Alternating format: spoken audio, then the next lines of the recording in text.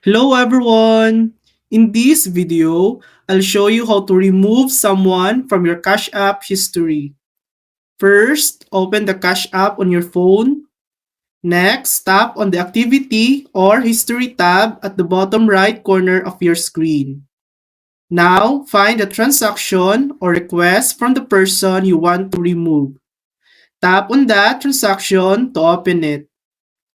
In the top right corner, tap the three dots or three lines. From the menu, select View Profile. Scroll down and you'll see the black option.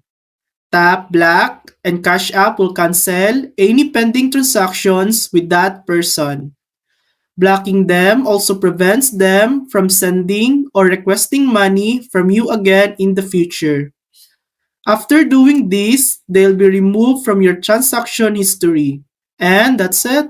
That's how to remove someone from your Cash App history. Thanks for watching.